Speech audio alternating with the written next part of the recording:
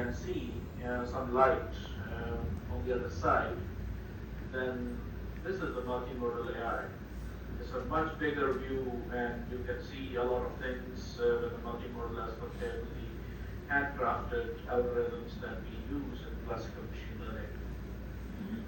Right, and I just want to acknowledge that you all know that Physics Nobel Prize in 2024 was actually given to the two scientists who actually developed the deep learning, which is the modern type of artificial intelligence. So that is a testament that artificial intelligence has more benefits and there is a scientific rigor in it.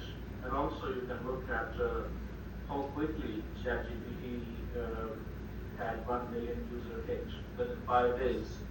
And that's, you can look at how other things have actually taken up 3.5 years for Netflix and maybe 300 days for Facebook. So yeah, there is one aspect is that the user acceptance. The other thing is the scientific rigor being acknowledged means yes, it is here to stay, and we have to actually either be on the table or we have to be on the menu. Thereby, I mean, if you are actually on the table, you're discussing it, you're adopting it, you actually are going to take benefit out of it. But if not, then you will be on the menu and other people will be actually eating you up. Right, so this is a slide from one of our papers, and it actually talks about the differences between AI, machine learning, deep learning, and generative AI. When we call AI, it's a very broad term, whereas machine learning is a subset which actually uses algorithms to learn from data and improve performance on a specific task.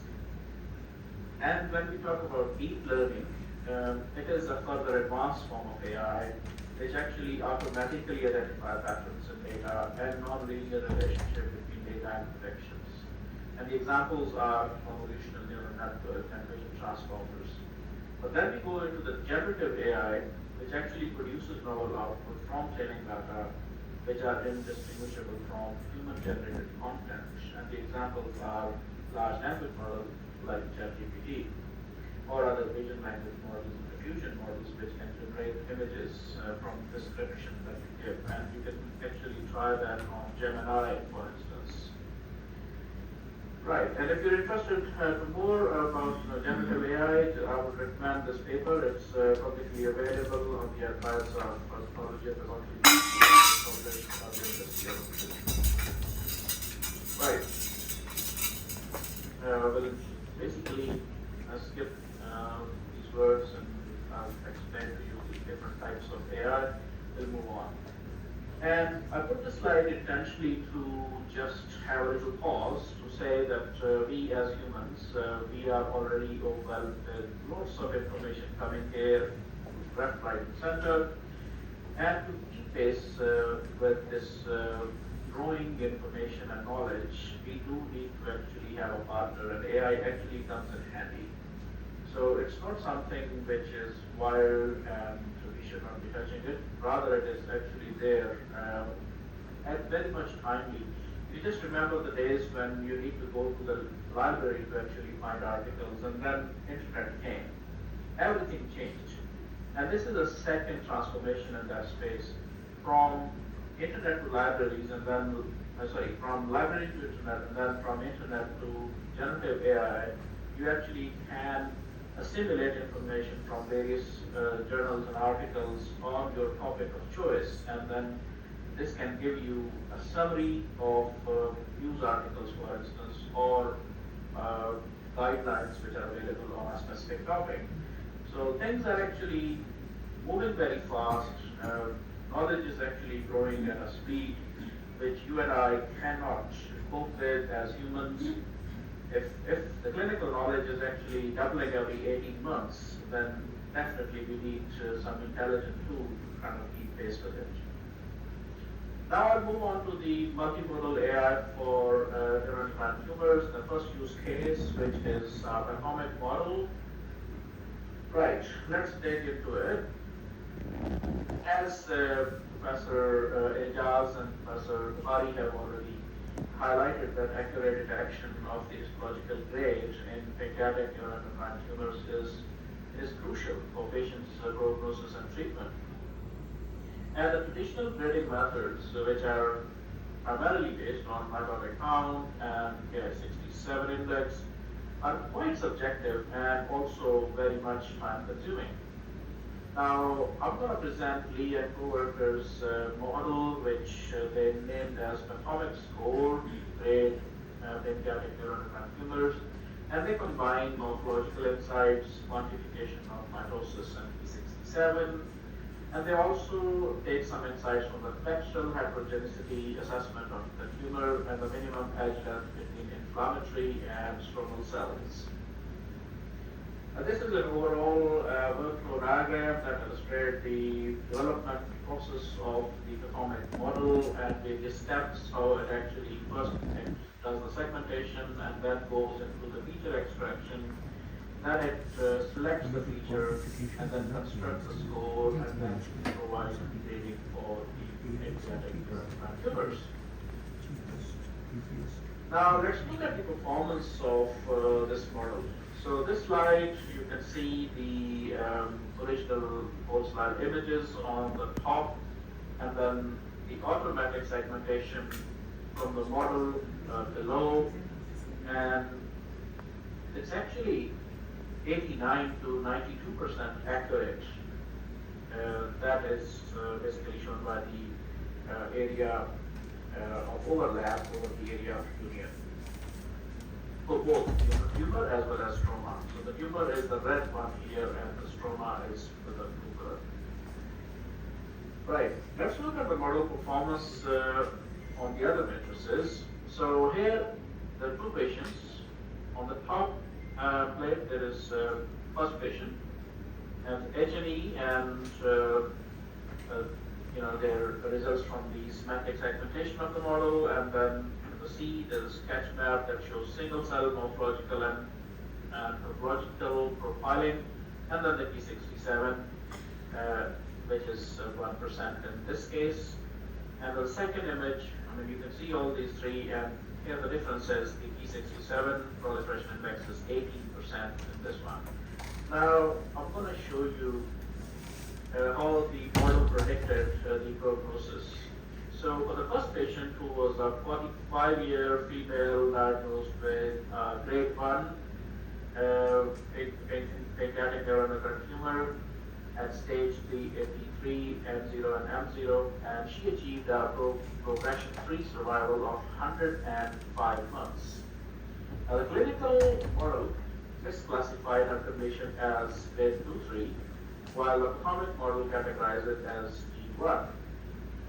So the pathologic score of -1.9 places her in the low risk group even within the grade 1, when the cutoff value is 0.24.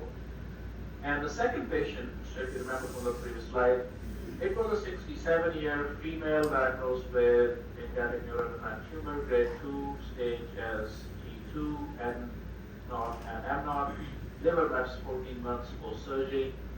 Now the clinical and pathologic model accurately classified it as G2, G3, and the pathologic score of -0.208 places are in the low risk setting within that G2, G3. Right. Quickly, second use case for the low resource settings. Now, the pathologic model is for those who have got high-end artificial intelligence and good infrastructure for GPU machines, but you can actually use AI for things like quality control within your lab, ordering ancillary tests based on the findings from screening of your H&E slides, particularly the whole slide imaging if you're using. I'm not sure how many labs are using digital scanners in Pakistan. I'll be interested to know if someone can comment at the end of my presentation. And then you can generate report if you actually give your bullet pointed findings of histology and that the model can generate a full report for you. Also, another use case is the tumor board of the MDN. You can automate the MDN process by allowing this model to pick the clinical, radiology, pathology, and other information that the clinical board requires and put it in one single place for you to actually go through. Currently, I know many places have pathologists, bringing their information. They are pulling from their laboratory information system. Clinicians are pulling from their electronic health records. Radiology is pulling from whatever system they are using, and then everybody is spending a number of hours every week or every MDN to actually pull this information manually and then they present it in an MDM setting. But this can be automated if you have got electronic health records and the laboratory information system. Obviously not if you're still working on manual information management. Right. Another use case is the multimodal and clinical reasoning.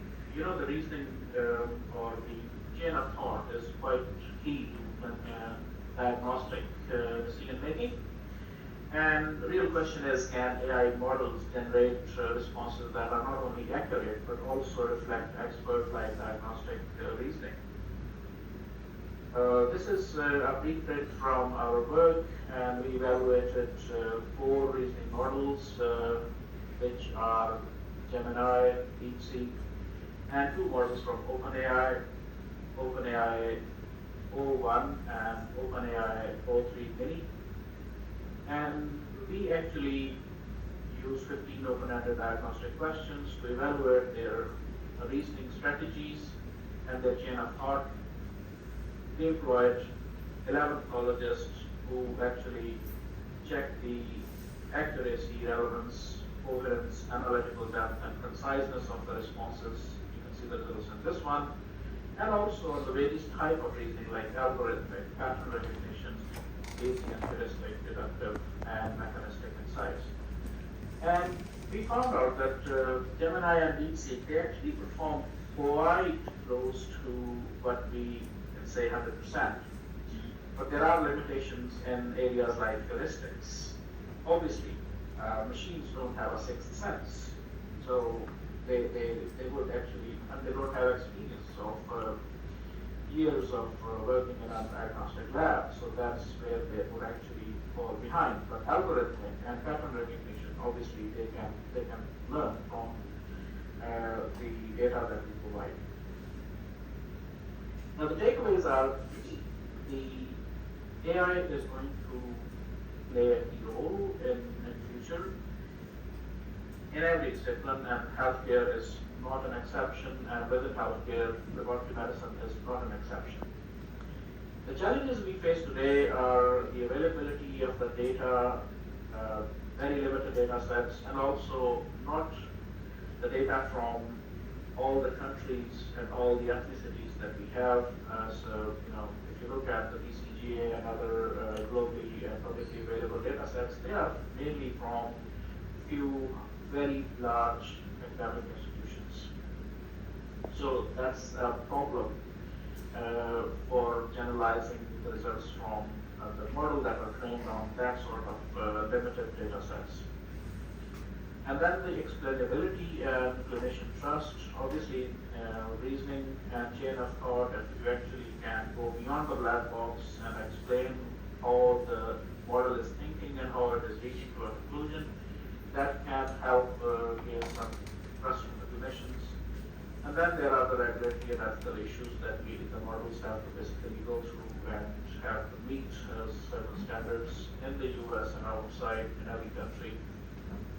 But there are ways to basically manage some of those challenges through federated learning and also integration of generative and multimodal AI, and also doing the clinical validation. And the clinical validation should be done in 2 phases, as we do for any other clinical product, whether it's a drug or a tool.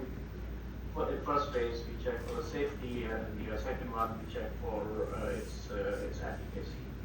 And that has to take place for whatever model we develop and implement in the AI space. Further takeaways. So lead, follow, or get out of the way. Basically, that is a little harsh, but very true. As AI continues to evolve, clinically meaningful evaluation framework will be needed to guide safe and effective integration into diagnostic practice, as I just said in the previous slide. I would like to just quickly go and show you this page from medical economics, which actually said that Dr. AI or ChatGPT and other tools will change healthcare. I just disagree to it, and I would like to rather say, how doctors using ChatGPT and other AI tools will change the healthcare is the key message from my end, because if you are the people who will use and you will actually inform how the AI tools are going to assist you rather than they changing what they are in the driving seat.